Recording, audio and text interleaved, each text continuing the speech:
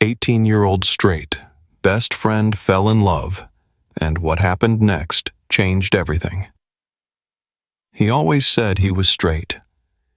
Since the first day we met at orientation, he'd make offhand jokes, flirt with girls, talk about his type like it was written in stone. We shared a dorm room, shared secrets, shared late nights that got a little too close. But he was straight. Until he wasn't.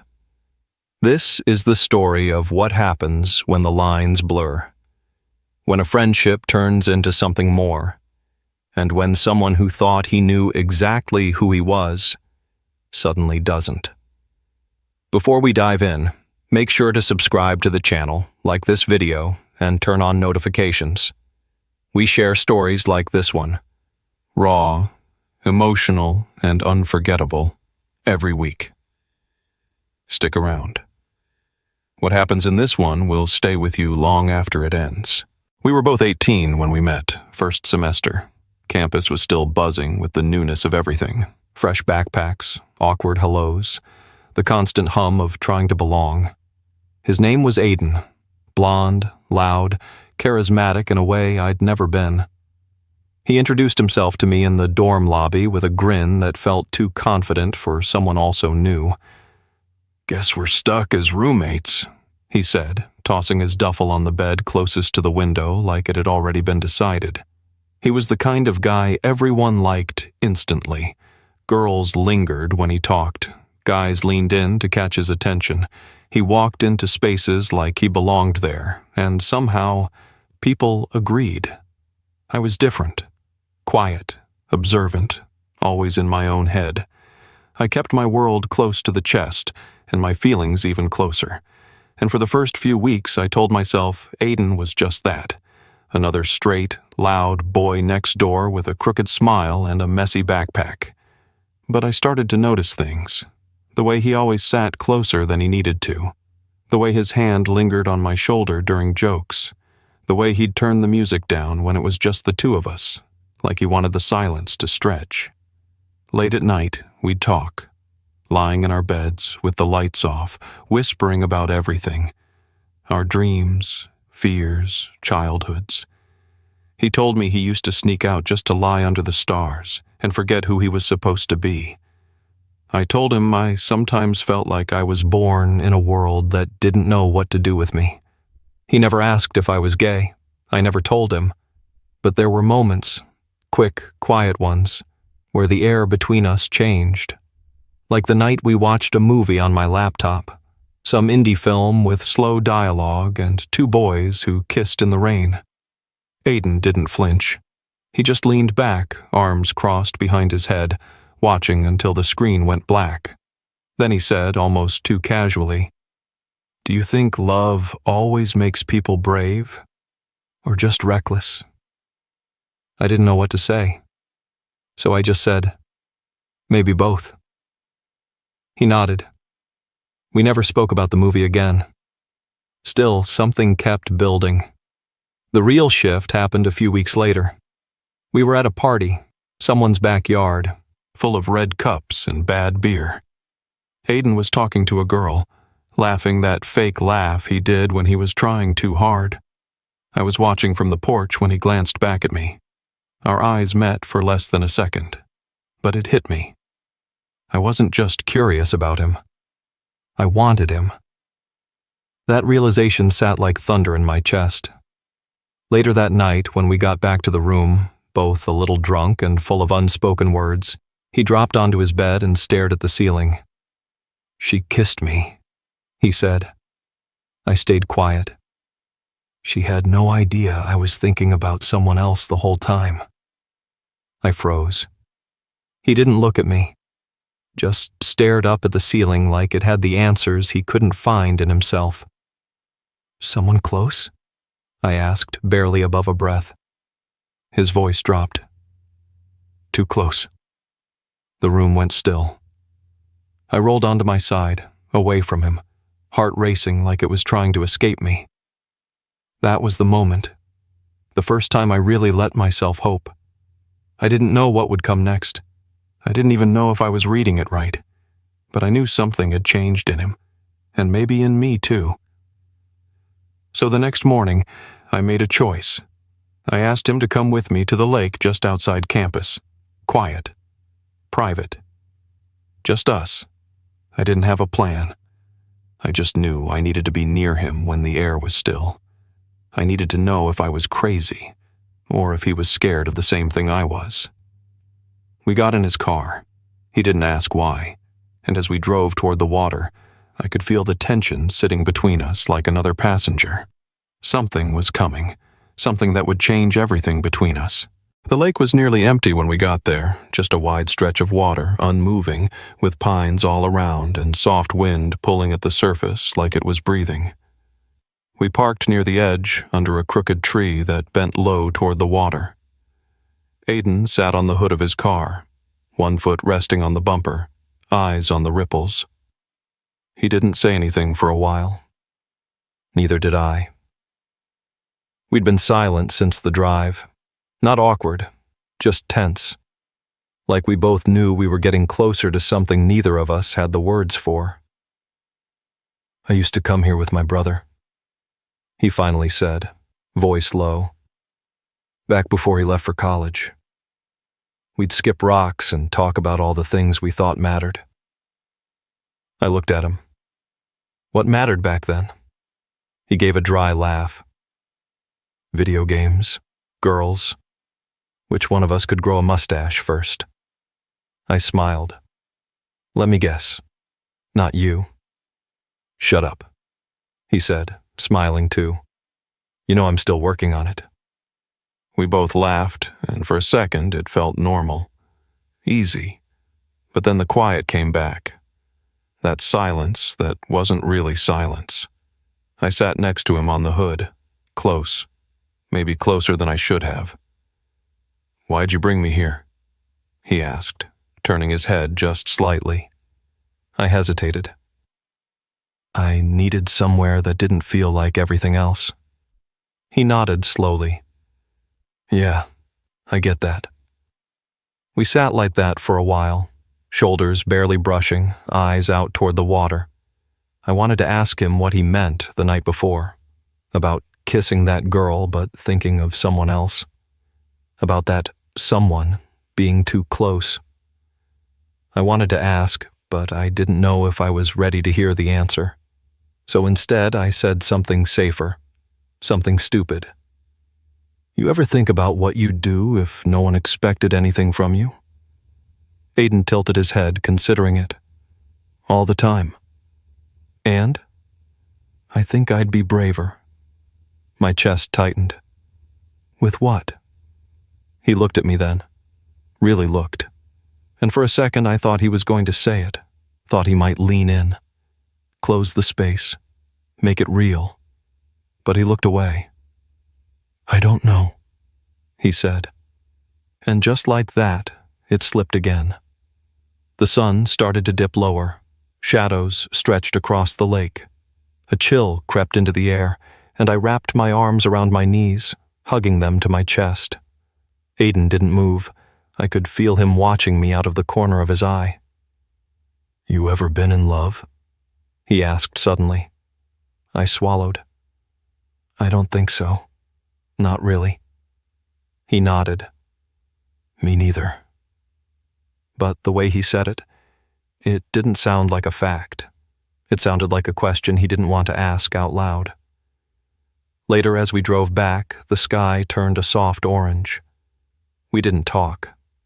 The silence felt heavier now. When we pulled up outside our dorm, he put the car in park but didn't get out right away. You know that someone I mentioned? He said quietly. My heart skipped. Yeah? His voice dropped even lower. Sometimes I think it might be you. He didn't look at me, just stared out the windshield, hands clenched around the wheel. I opened my mouth, but nothing came out. Then he turned, just slightly, just enough to glance at me. I don't know what that means, he said, but I've never felt this way around anyone. Not like this. And then he got out of the car and walked inside. leaving me there, alone, with the truth still burning in the air. I sat there, heart pounding, fingers cold, wondering what he'd meant, wondering what I was supposed to do with that, because it sounded like a confession, but it felt like a beginning. That night, I didn't sleep. I lay there in the dark, staring at the ceiling while Aiden lay just 10 feet away, breathing softly. His bed creaked once when he turned, and my heart jumped, thinking maybe he was awake too. Maybe he was thinking about what he'd said in the car about me. But he stayed quiet. I replayed his words over and over. Sometimes I think, it might be you. He'd said it so softly, like he wasn't ready to hear himself say it out loud, like maybe he regretted it the second it left his mouth. And me? I froze. I didn't say anything. I didn't reach for him. I didn't tell him I'd been thinking the same thing for weeks, that every time he laughed and nudged my arm or fell asleep beside me during late-night study sessions, I wondered if it meant more. I didn't do anything, and now I couldn't stop thinking about everything I didn't say. The next morning, he acted like nothing happened. He tossed me a granola bar, teased me about my hair sticking up, threw on his hoodie and said, "Let's grab coffee before class." I nodded like everything was normal, but my chest felt like it was full of static. Every time his shoulder brushed mine as we walked, every time he looked at me, I was reading too deeply into everything. Was he avoiding the subject, or was he hoping I'd bring it up? We didn't talk about it. Not that day, not the day after. But something had shifted. The space between us felt warmer, more charged. At night, he started leaving his bed and sitting on mine instead, just talking, sometimes until 2 or 3 in the morning. He'd lean back against my wall, barefoot, tired, talking with his eyes half closed. Our knees would touch. Our hands would occasionally brush, and neither of us moved away. One night, he fell asleep beside me. Not on his bed, mine.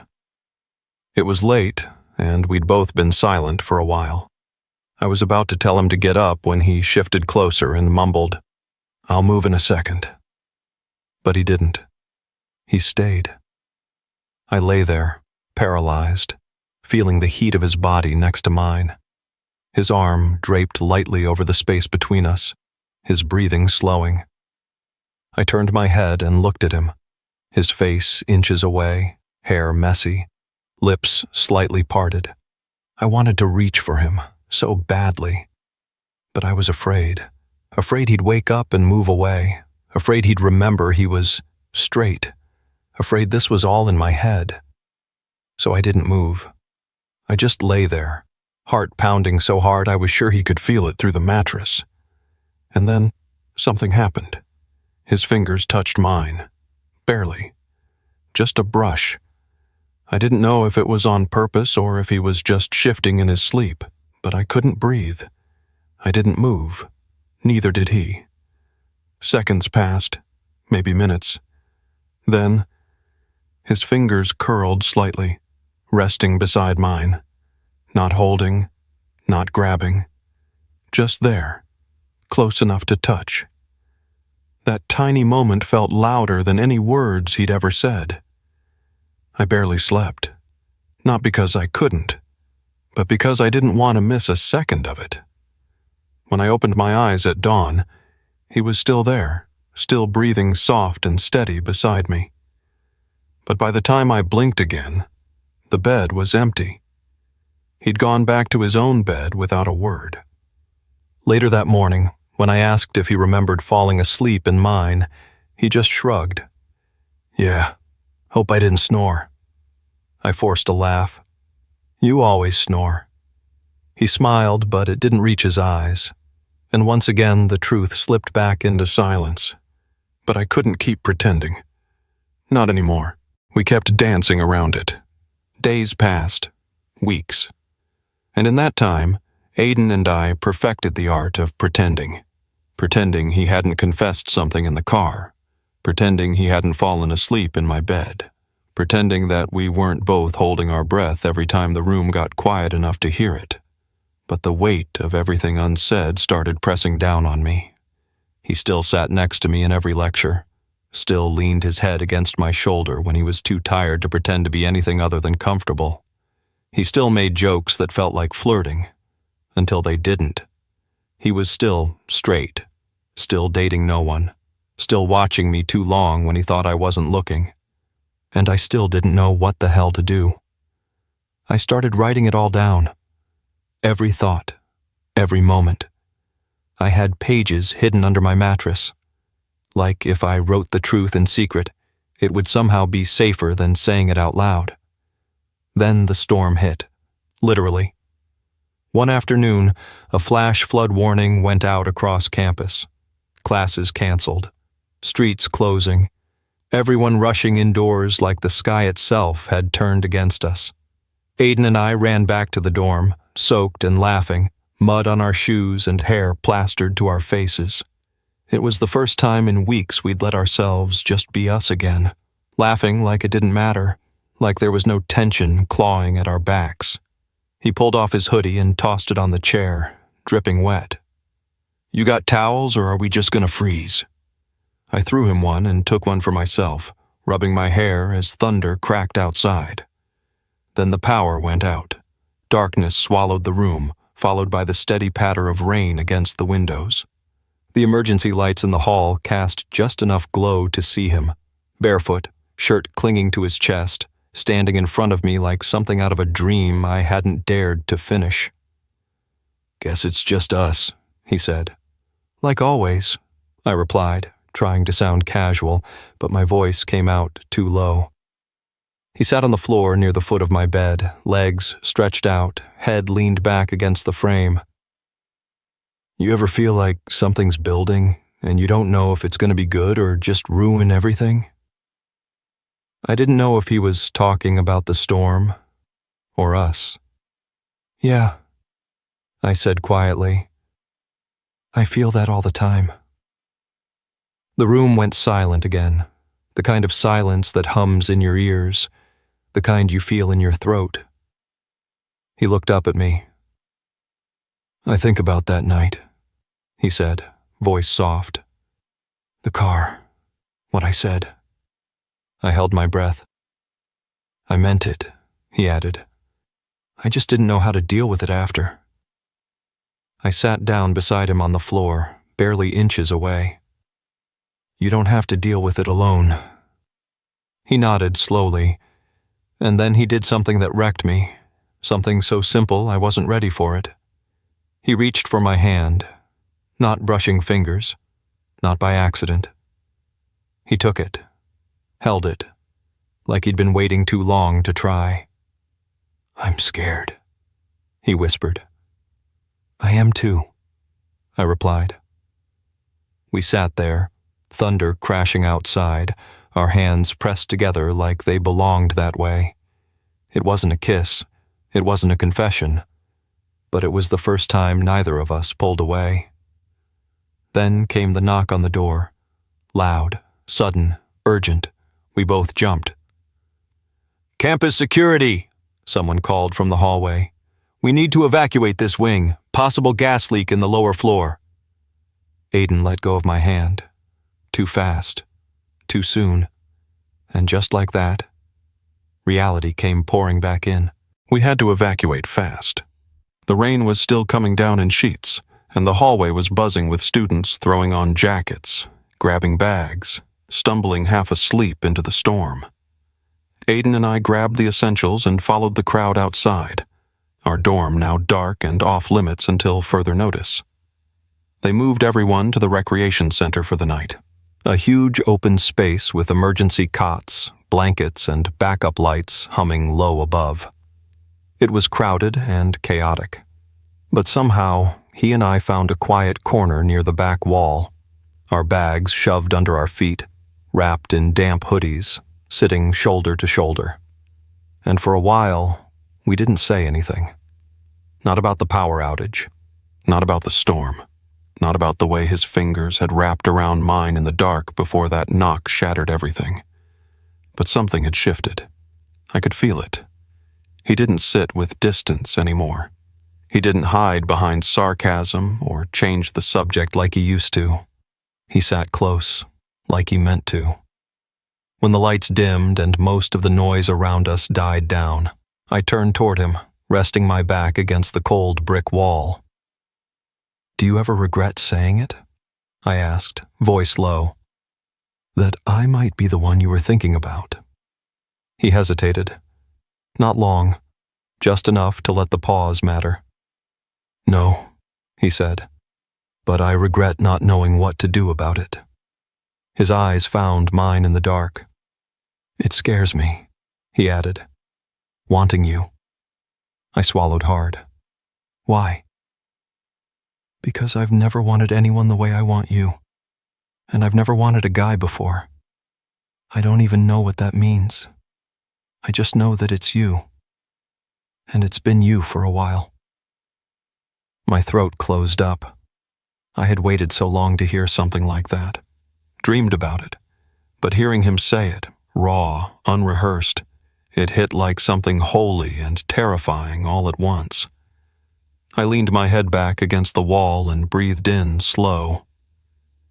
"I felt like I was crazy for weeks," I said, reading into every touch, every look. "You weren't wrong," he murmured. I turned to him again. "So what now?" He was quiet for a moment. Then, without asking, without hesitation, he reached over and slid his hand into mine again. This time, he didn't let go, and then he said, "Whatever this is, let's not run from it anymore." We sat there like that, fingers tangled, surrounded by people who didn't know what was happening in that little corner of the world. But something was. I rested my head on his shoulder. He let me. It was the closest thing to peace I'd felt in a long time, and I think he felt it too. But nothing is ever that simple. The next day, as we walked back to the dorms, he got a call. He stepped away to answer, pacing. When he came back, his face had changed. The light in his eyes dimmed. "My dad's flying in," he said. "Today." I stared at him. "What? Why?" "He found out I haven't been seeing anyone. He thinks I'm hiding something. He wants to talk." The words hung in the air like thunder waiting to break. "You told him anything?" He shook his head. "No, but he knows me, and he doesn't like what he doesn't understand." I nodded, feeling the weight of what this meant. Aiden wasn't just facing his feelings anymore. He was about to face his father. And suddenly, the world that felt so full of possibility just hours ago felt smaller and colder. He met with his dad that afternoon. I didn't go with him. He said he needed to do it alone. I waited in our room, pacing, heart pounding like something was about to break. Hours passed. When he finally came back, I stood up, expecting the worst. But he didn't speak. He walked over, closed the door behind him, then looked at me with tears in his eyes. "I told him," he said. "Not everything, but enough." My breath caught. "What did he say?" "He yelled," Aiden replied, voice cracking. "Said I was confused, that it's just a phase, that I was embarrassing him." Silence stretched between us. He looked broken, but freer. "He doesn't want to talk to me right now," he added.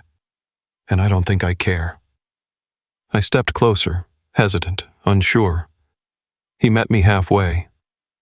"I'm still scared," he whispered. "But I'm done pretending." And just like that, he kissed me. No music. No perfect moment. Just two boys figuring it out. And that night, we didn't hide. We didn't question. We just were. Now, weeks later, he still reaches for my hand under the table. He still looks at me like I'm something he chose. He still says he's learning. That some days are hard, but he never lets go. And neither do I. If you've ever been scared to say how you feel, to admit what you want, remember this. Love doesn't ask for permission. It just shows up. And if it's real, you won't need to run.